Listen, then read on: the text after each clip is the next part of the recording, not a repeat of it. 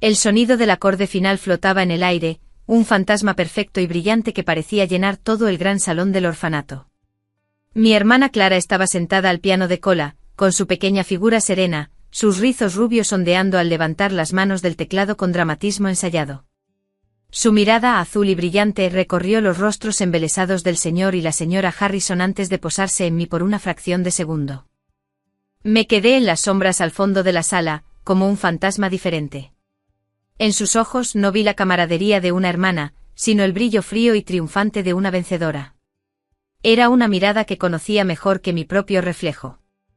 Ese concierto, un torbellino de pasión y precisión matemática que hizo llorar a la señora Harrison, no era suyo. Era mío. Cada nota, cada arpegio, cada crescendo desgarrador había nacido en los rincones más recónditos de mi mente, transcrito por mi mano en la oscuridad de la noche. «Ay, querida», suspiró la señora Harrison, aferrándose con la mano a las perlas que llevaba en el cuello. Fue impresionante haber compuesto semejante obra maestra con tan solo 10 años. Eres un auténtico prodigio. El señor Harrison, un hombre cuyo rostro era una máscara permanente de astuto cálculo, asintió lentamente con una sonrisa genuina y poco común en sus labios. Un prodigio sin duda. El mundo conocerá el nombre de Clara Harrison. Clara se lamentaba, agachando la cabeza con falsa modestia. Gracias, señor. Simplemente me viene a la mente. Se le ocurrió porque lo había robado de mi diario cerrado hacía 2 noches. De la misma manera que había robado mis ecuaciones de física de partículas aceleradas el mes pasado y mis planos arquitectónicos para un hábitat autosuficiente el mes anterior. La directora del orfanato, la señora Gabel, sonrió radiante y le dio una palmadita en la cabeza a Clara. Ella es nuestra estrella, tan talentosa. Su hermana Ara, su voz se fue apagando, mirándome con desdén, es una niña mucho más tranquila. Tranquila, así me llamaban. Melancólico, difícil, celoso. Había gritado. Había llorado. Había intentado decirles la verdad cientos de veces en esta vida, igual que en la anterior.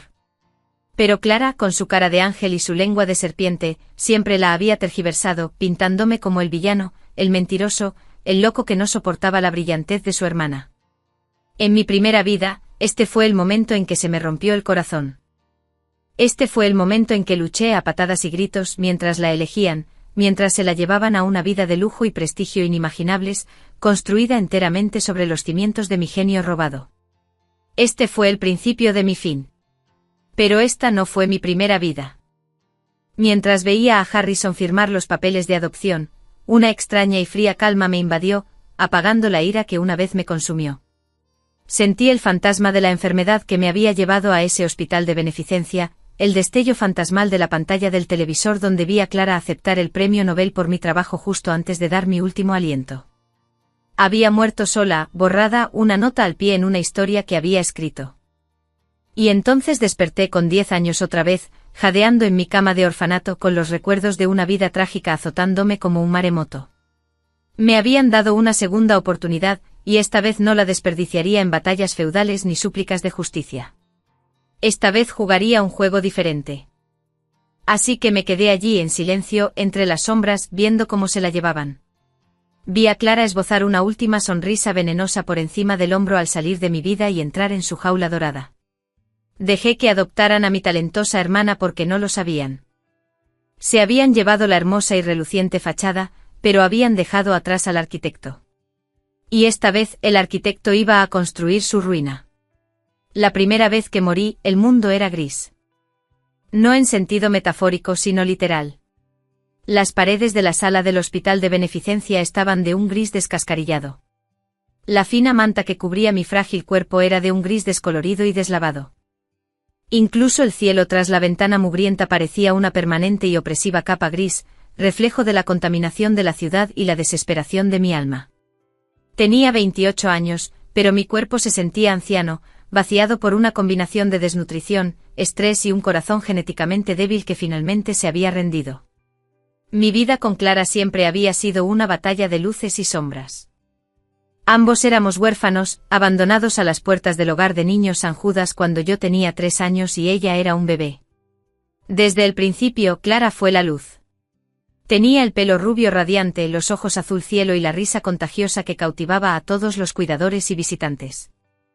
Yo era la sombra. Mi cabello era castaño oscuro y liso.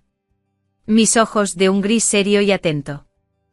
Mientras ella aprendía a envolver a los adultos alrededor de su dedo meñique, yo aprendía a leer.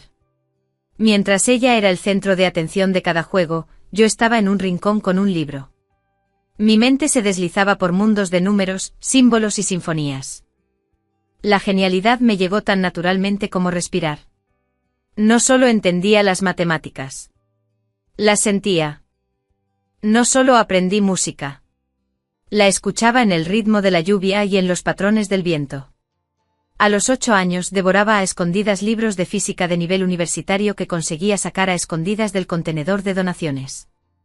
A los 9 años componía mentalmente sonatas complejas y esbozaba diseños para motores electromagnéticos en trozos de papel que guardaba escondidos bajo una tabla suelta del suelo.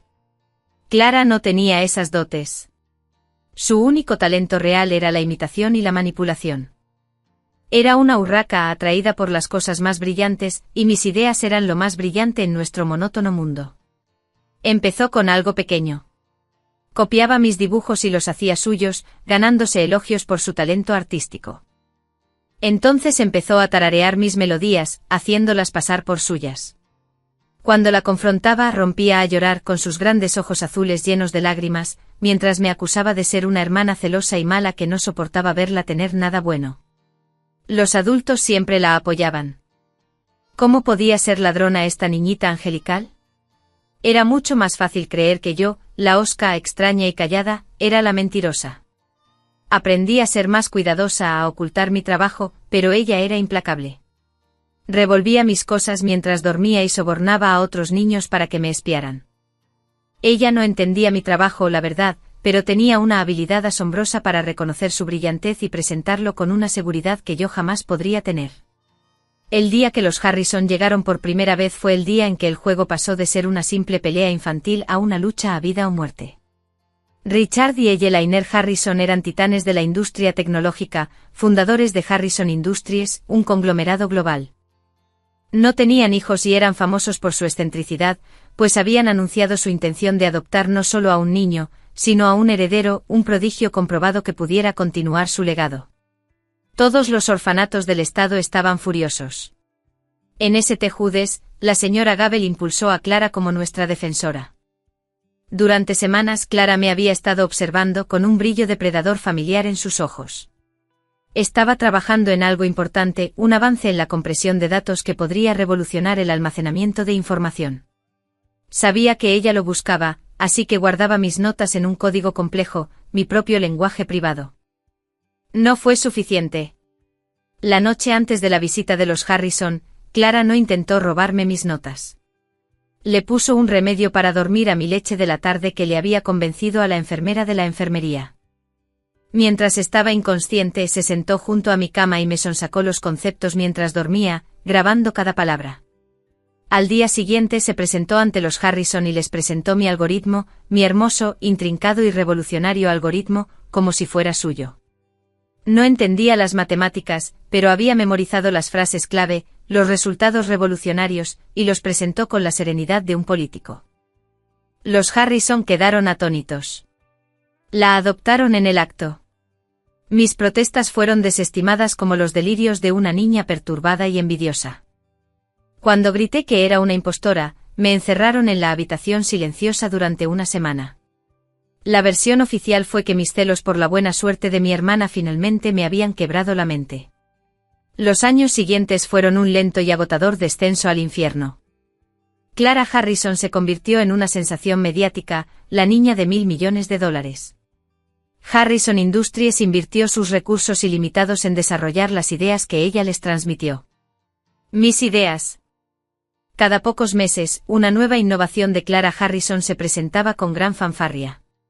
Un nuevo escáner médico, un panel solar más eficiente, un paquete de software revolucionario. Todo ello extraído del trabajo de toda una vida de una hermana a la que había abandonado a su suerte. Salí del orfanato cuando era mayor y me dejaron en el mundo sin nada.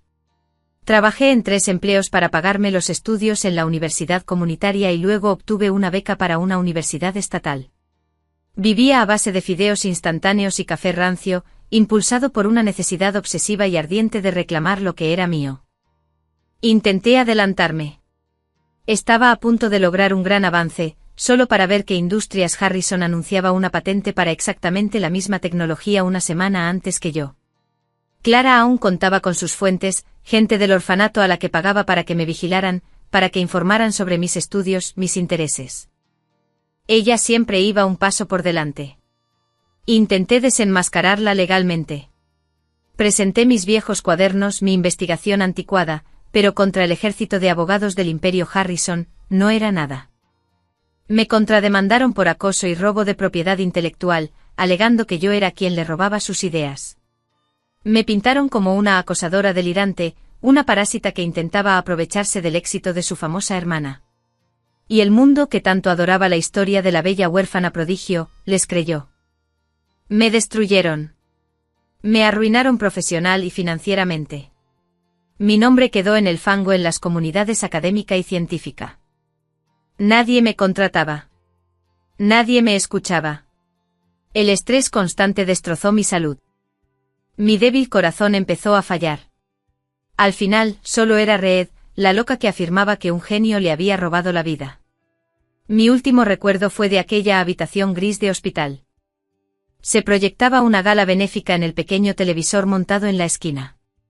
Clara estaba en el escenario, radiante con un vestido adornado con diamantes, aceptando la prestigiosa medalla Sterling a la innovación, un premio que lleva el nombre de la mayor rival de Harrison, una deliciosa ironía, por su trabajo en computación cuántica. Era por una teoría que había finalizado en una servilleta arrugada en un albergue para personas sin hogar un año antes, servilleta que había desaparecido del bolsillo de mi abrigo poco después. Quiero agradecer a mis padres, los Harrison, por siempre creer en mí, dijo con la voz cargada de emoción. Y quiero recordar a mi hermana, A.R. Perdimos el contacto hace muchos años, pero espero que donde quiera que esté haya encontrado la paz. Luchó mucho y siempre lamentaré no haber podido salvarla de sus propios demonios. La hipocresía era tan grande, tan completa, que era casi sublime. Una oleada de oscuridad me inundó, un peso final y aplastante de injusticia. Mi último pensamiento fue un deseo amargo y desesperado. Si tuviera una oportunidad más, les haría pagar a todos. Y entonces se oyó un jadeo. El mío. Tenía 10 años y estaba en mi cama llena de bultos, con el sol de la mañana entrando a raudales por la ventana polvorienta del dormitorio de St. Jude. El aire estaba impregnado de un olor a lejía y avena. Era real. Todo fue real. Mi vida pasada, la traición, la lenta ruina, la muerte solitaria. No fue un sueño. Era un recuerdo. Una semana. Faltaba una semana para la llegada de los Harrison.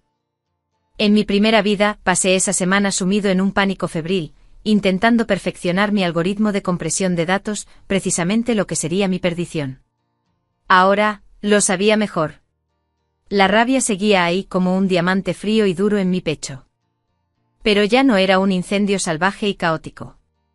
Era una quemadura concentrada y controlada. La venganza requería un plan. Requería una base. Esta vez no intentaría detener a Clara. Le allanaría el camino a la gloria con minas terrestres. Mi plan no comenzó con la confrontación, sino con la creación. Durante los 2 primeros días tras mi renacimiento, apenas dormí. Llené página tras página de un cuaderno nuevo con los frutos del atormentado trabajo de mi vida pasada, esta vez con la claridad de la retrospectiva. No me limité a anotar las soluciones. Señalé sus defectos, sus debilidades, las trampas elegantes y casi invisibles que podía tejer en su tejido. El primer cebo fue la música. En mi vida pasada, compuse ese concierto en un arrebato de pasión juvenil, una expresión pura de mi alma. Esta vez, lo escribí con precisión quirúrgica. Seguía siendo hermoso, seguía siendo de una complejidad impresionante, pero lo construí en torno a un tema recurrente de 5 notas, una firma musical tan simple que un niño la recordaría, pero intrincadamente entretejida en la estructura misma de la pieza. Sería mi marca, una marca de agua que nadie notaría hasta que estuviera listo para revelarla. Accidentalmente dejé la partitura sobre el piano en la sala de música desierta, sabiendo que la insaciable curiosidad y arrogancia de Clara harían el resto.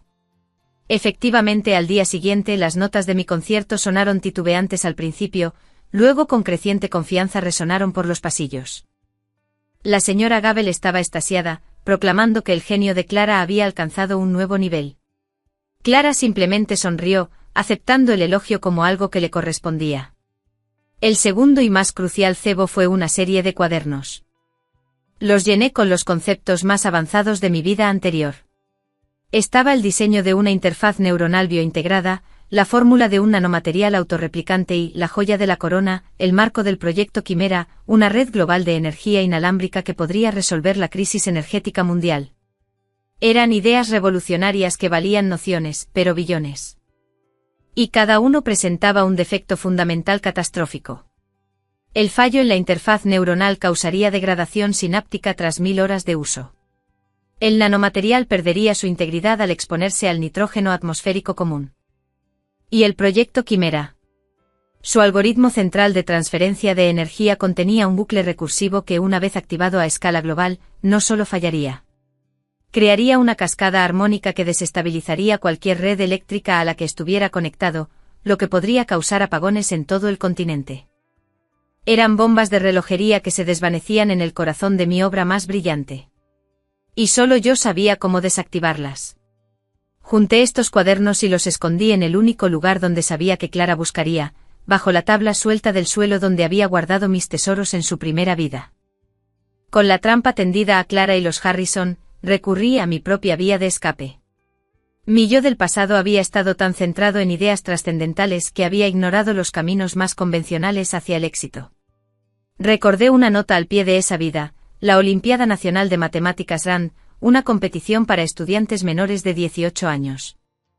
El gran premio consistía en una beca completa de 4 años para la prestigiosa Academia de Ciencias Blackwood y una mentoría personal con su principal benefactor, un hombre llamado Julian Sterling. Sterling. El hombre cuya empresa, Sterling Industries, había sido la mayor rival de los Harrison. El hombre cuyo nombre figuraba en el premio que Clara aceptaba cuando yo morí. La ironía era demasiado perfecta para ignorarla.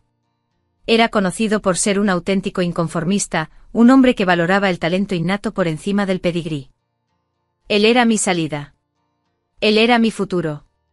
Mientras Clara practicaba su concierto y se sumergía en su recién descubierto tesoro de genio, yo era el modelo de un niño derrotado. Me volví aún más retraído y callado. Dejé de sacar buenas notas y hacer las tareas escolares habituales. Fingí que me costaba hacer divisiones largas sencillas, lo que me valió miradas de lástima de los profesores y miradas de desprecio de Clara. Para el mundo exterior parecía que la hermana silenciosa finalmente se había rendido, aplastada bajo el peso de la brillantez deslumbrante de sus hermanos. Era el camuflaje perfecto. Todas las noches, mientras el orfanato dormía, yo trabajaba. Con un trozo de lápiz y papel reciclado, resolví los problemas de la Olimpiada del año anterior. Eran desafiantes, para una mente que había lidiado con la mecánica cuántica, eran pan comido. Luego comencé a trabajar en mi propia tesis original para el problema abierto de la competición. Algo que no solo ganaría, sino que causaría una impresión inolvidable. Elegí un tema deliberadamente desconocido pero fundamental, un nuevo teorema para resolver distribuciones de números primos. Era elegante e irreprochable y, lo más importante, no tenía nada que ver con la tecnología llamativa y comercial que le había dado a Clara.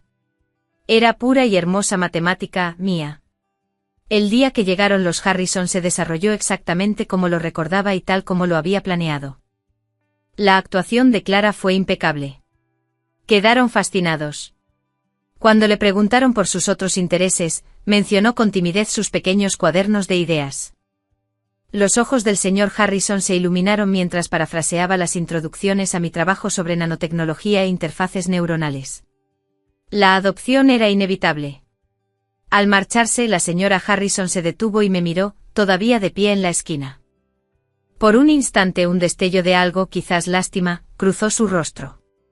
Debe ser difícil, querida, dijo con la voz llena de condescendencia, vivir bajo una sombra tan brillante. Pero no te preocupes, nos aseguraremos de que Clara nunca olvide de dónde viene. Algún día será benefactora de este orfanato. La miré a esta mujer que había propiciado mi destrucción una vez, y solo sentí una mirada fría y clara. No respondí con amargura. No lloré. Simplemente asentí y dije en voz baja, es muy especial. Por favor, cuídala bien. Las palabras eran una promesa y una maldición. Se fueron, llevándose a Clara con ellos. El orfanato rondó la noticia durante semanas. Lo ignoré. 2 días después de que Clara se fuera, sellé mi propuesta para las Olimpiadas en un sobre y la envié por correo. Luego esperé. 6 semanas después, un coche largo y negro que reconocí de las noticias de mi vida pasada llegó a St. Jude. Un hombre con un traje elegante se bajó. No era Richard Harrison. Era Julian Sterling. Entró en la oficina de la señora Gable, y unos minutos después ella salió, pálida y confundida. Alera, tartamudeó mirándome como si fuera la primera vez. El señor Sterling está aquí. Quiere verte. Me levanté y caminé hacia la oficina, mi corazón latía a un ritmo lento y constante. El punto de inflexión llegó. El juego había comenzado. Los siguientes 10 años fueron un estudio de contrastes. Mientras la estrella de Clara ascendía en un resplandor de gloria pública, la mía se cultivaba en una soledad silenciosa y metódica. Julian Sterling era todo lo que Richard Harrison no era. Mientras que Harrison era un comerciante, un showman que compraba la innovación en lugar de comprenderla, Sterling era un constructor, un ingeniero de corazón. Él había revisado personalmente mi propuesta para las Olimpiadas y había visto lo que nadie más había visto. No solo la solución a un problema, sino la mente que la había formulado. Durante nuestra primera reunión en la deslucida oficina de la señora Gable, no me mimó. Se sentó frente a mí con mi papel en las manos, y me lanzó una serie de preguntas, cada una más compleja que la anterior. Examinó los límites de mi teorema, poniendo a prueba su integridad, buscando los límites de mi conocimiento. Por primera vez en mis vidas, no me juzgaban ni me descartaban. Me estaba desafiando. Era emocionante. Al cabo de 1 hora, se recostó con una lenta sonrisa de impresión extendiéndose por su rostro. La Junta de la Academia Blackwood ha aprobado tu beca completa, dijo con voz directa. Y yo personalmente anulo la lotería de mentoría. Trabajarás conmigo. La vida en Blackwood era como respirar aire fresco después de pasar una vida en un calabozo. Estaba rodeado de mentes que trabajaban como la mía, de profesores que fomentaban mi insaciable curiosidad. Bajo la guía de Sterling, florecí. Me dio recursos, un laboratorio y, lo más importante, anonimato. Mientras Clara Harrison aparecía en portadas de revistas, aclamada como la genio adolescente que revolucionaba la tecnología, yo era simplemente el estudiante número 1138, devorando conocimiento y construyendo mi arsenal. La vigilaba de cerca a ella y a Industrias Harrison. Todo era tan predecible. Tal como lo había planeado, les fue dando mis inventos defectuosos uno por uno. Lanzaron el Harrison Neuralink basado en mi interfaz neuronal. Fue un éxito rotundo, inicialmente utilizado tanto por jugadores como por profesionales. Sabía que en unos 5 años empezarían a llegar los primeros informes sobre degradación sináptica y demencia precoz. Anunciaron una nueva línea de materiales avanzados basados en mis nanitos autorreplicantes. Sus acciones se dispararon. Sabía que la primera vez que esos materiales se usaran en un proyecto de construcción atmosférica a gran escala, se desintegrarían en polvo. Y mientras tanto invertían miles de millones en su proyecto definitivo, aquel en el que el señor Harrison había apostado todo su legado, el proyecto Quimera, la red global de energía inalámbrica. Era la pieza central de su nueva ciudad del futuro, una enorme empresa que los convertiría en leyendas. Mientras tanto, yo construía mi propio legado en la sombra. Con el apoyo de Sterling, comencé a resolver problemas bajo un nuevo seudónimo, Ian. Cuando un sistema satelital crítico falló, Ian envió anónimamente el parche que lo salvó. Cuando una nueva superbacteria resistió todos los antibióticos conocidos, Ian publicó la clave molecular para derrotarla.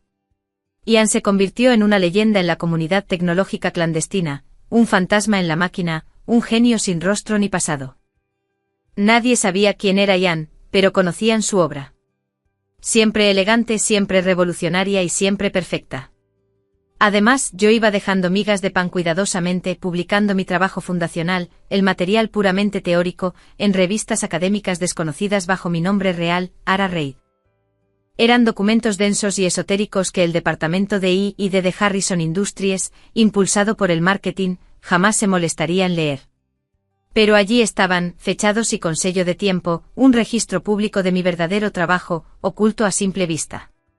Jugué a largo plazo, pieza por pieza. Al acercarse mi 20º cumpleaños, supe que el momento se acercaba. Harrison Industries anunció la fecha oficial de lanzamiento del proyecto Quimera. Sería un evento mediático global transmitido en vivo desde su nueva y reluciente sede. Los inversores habían invertido billones en el proyecto. Los gobiernos habían firmado contratos. Fue la culminación de todo. Iba a ser su mayor triunfo. Una semana antes del lanzamiento, fui a ver a Julian Sterling. Entré en su oficina, ya no era una huérfana tranquila y olvidada, sino una joven segura de sí misma, su socia y su protegida.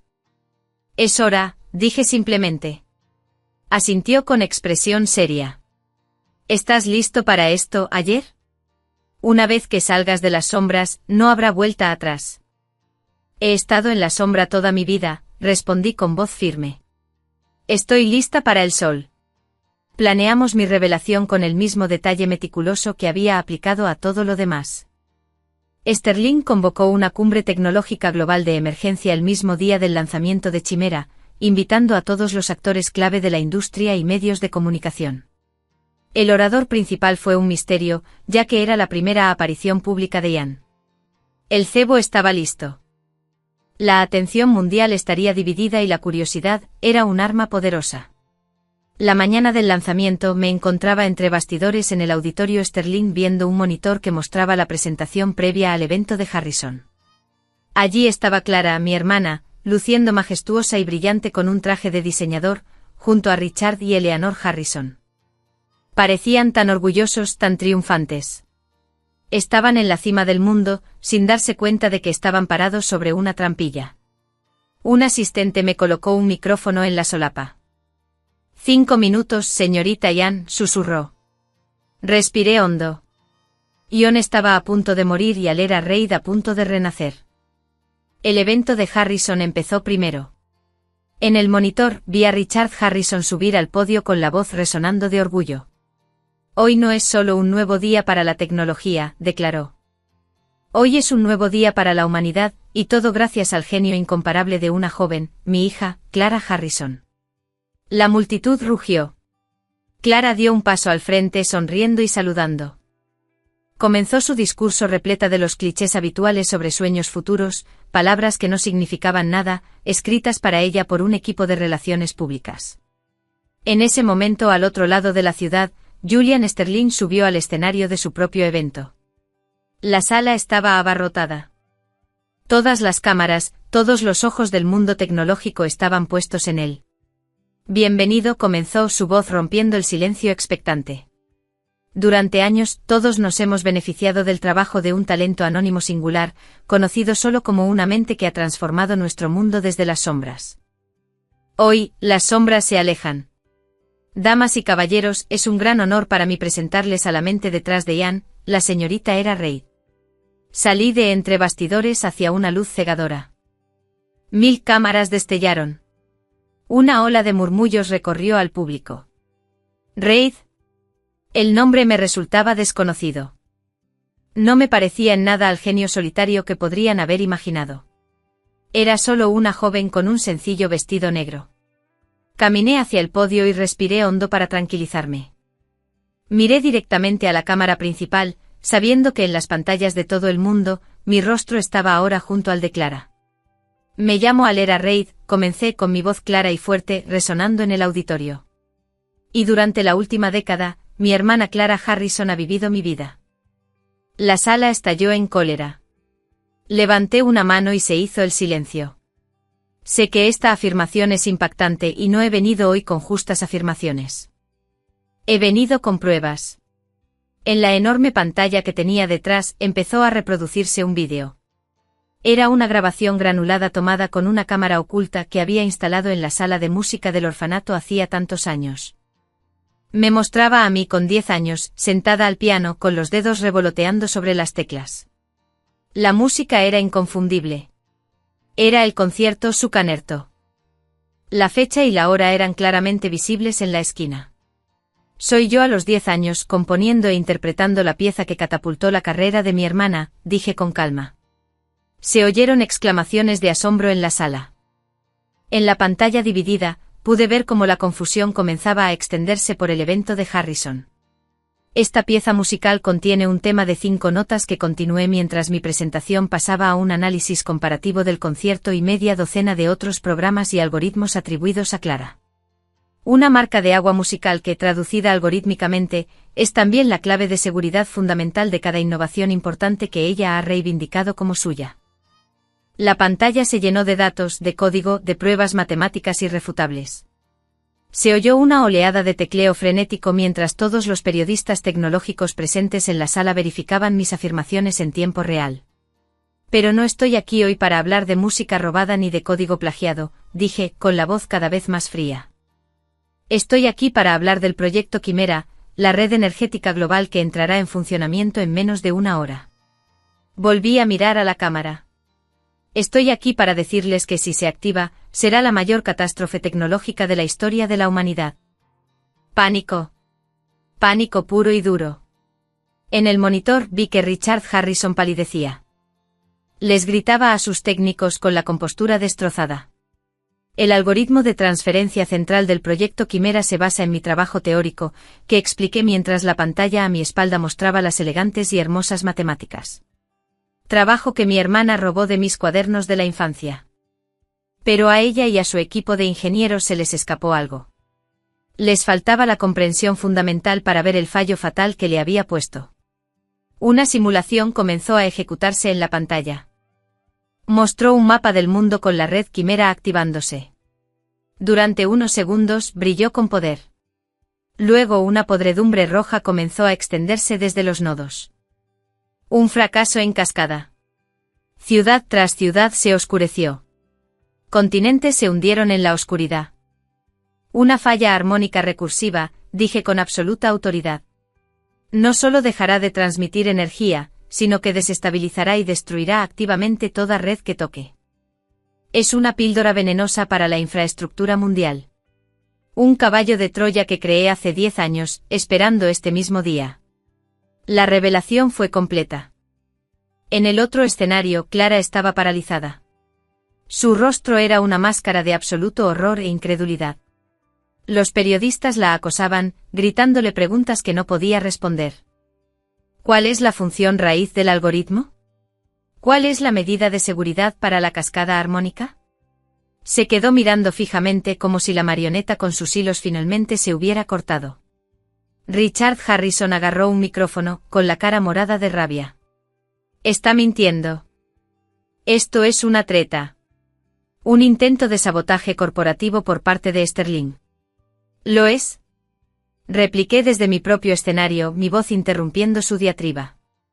Entonces actívélo, señor Harrison. Adelante. Muéstrele al mundo el poder del genio de su hija. Presionó el botón. Se quedó paralizado. Su mirada se dirigió a su ingeniero jefe, quien sacudía la cabeza frenéticamente, con la frente cubierta de sudor. Habían encontrado la falla. Sabían que decía la verdad. No pulsó el botón. No pudo. En ese instante de vacilación todo su imperio, su legado y su hija robada quedaron al descubierto como un fraude sin fundamento. Las acciones de Harrison Industries, que aparecían en todos los teletipos, comenzaron a desplomarse. Fue una caída en picado, un desplome hacia el olvido. Estaban arruinados, y el mundo entero los observaba. Miré el rostro desmoronado de Clara en el monitor una última vez. La sonrisa burlona había desaparecido. El brillo triunfal en ella había sido reemplazado por un terror vacío y devastador. Finalmente le habían pedido que mostrara su trabajo, y no tenía nada. Ella no era nada. Me aparté del monitor y me enfrenté a mi propio público, a mi propio futuro. Ahora, dije con una pequeña y genuina sonrisa finalmente dibujada en mis labios. Les contaré sobre un proyecto que realmente funciona. Les contaré sobre el proyecto Prometeo. Las consecuencias fueron menos una tormenta y más una limpieza global. La caída de Harrison Industries fue rápida y rotunda. Con su credibilidad destruida y su proyecto estrella expuesto como una bomba de relojería multimillonaria, las demandas de los inversores los hundieron en una semana. Los Harrison lo perdieron todo. Su empresa, su fortuna, su posición social. Su nombre se convirtió en sinónimo del fraude más audaz de la historia corporativa. Intentaron repudiar públicamente a Clara, presentándose como víctimas de su engaño, pero nadie se lo creyó. Eran los adultos que habían explotado el supuesto ingenio de una niña para su propio beneficio. Su avaricia era tan culpable como su plagio. La otra vez, las bombas que había colocado empezaron a detonar. Una demanda colectiva de miles de usuarios de Harrison Neuralink que sufren deterioro neurológico prematuro. El fracaso catastrófico de una nueva instalación aeroespacial construida con mis nanomateriales defectuosos. Cada pilar de su legado robado se derrumbó, tal como lo había diseñado. Clara simplemente se derrumbó despojada de sus premios, su fama y del escudo del apellido Harrison. Solo le quedó ella misma, y no había nada allí. Había dedicado su vida a ser un reflejo de mi brillantez. Y cuando se reveló la fuente, el reflejo se desvaneció. No pudo enfrentarse al mundo, no pudo responder a las interminables preguntas ni soportar el peso de la humillación global. Lo último que supe fue que los Harrison, en un último acto de relaciones públicas, la internaron discretamente en una institución privada de alta categoría por agotamiento nervioso. La jaula dorada se había convertido en una celda acolchada. Ella obtuvo la vida de tranquila soledad que siempre me había impuesto. Mi vida, en cambio, apenas comenzaba. El proyecto Prometeo, la versión perfeccionada y segura de mi red energética, fue implementado globalmente por un consorcio liderado por Sterling Industries. Funcionó a la perfección, revolucionando el mundo y marcando el comienzo de una nueva era de energía limpia y abundante. Ian ya no era un misterio. Era un nombre pronunciado con la reverencia que antes se reservaba para Einstein o Curry. Con la inmensa riqueza e influencia que ahora poseía, fundé la Fundación REED, una organización dedicada a encontrar y apoyar a niños talentosos y desfavorecidos, a los menos favorecidos, a los olvidados, a aquellos a quienes la sociedad, de otro modo, podría descartar. Construí escuelas y laboratorios que eran refugios, no escaparates, asegurándome de que la brillantez de ningún niño volviera a ser robada o silenciada. Pasó el año. El mundo se recuperó del desastre de Harrison y siguió adelante, impulsado por mi trabajo. Nunca volví a ver a Clara ni a los Harrison. Eran fantasmas de una vida pasada, una lección aprendida y una deuda cobrada. Una noche estaba en el mirador de la torre Sterling REED, el edificio más alto de la ciudad, contemplando los millones de luces que centelleaban abajo, todas alimentadas por mi diseño. Julian Sterling, ahora un anciano canoso e infinitamente orgulloso, estaba a mi lado. ¿Piensas alguna vez en ellos?, preguntó en voz baja. Recordé la gris habitación del hospital, el peso aplastante de una vida robada, la desesperación absoluta de ser borrada. Recordé a la niña del orfanato llorando en la oscuridad, con sus únicos tesoros escondidos bajo una tabla del suelo. Y miré la vibrante ciudad, la prueba tangible de una vida recuperada. Hicieron su elección. Julián, dije con voz suave pero firme. Prefirieron la hermosa pintura antes que al artista. No se dieron cuenta de que el artista podía simplemente pintar un mundo nuevo. Me puso una mano en el hombro, un gesto de profundo cariño paternal. Y es un mundo hermoso. Una sonrisa sincera se dibujó en mis labios, una que llegó a mis ojos sin reservas. La rabia se había ido, el frío diamante de la venganza en mi pecho se había derretido hacía tiempo, dejando atrás no un vacío, sino una paz profunda y duradera. Se había hecho justicia. La historia había sido reescrita. Y esta vez, yo sostenía la pluma. Por fin era completamente libre.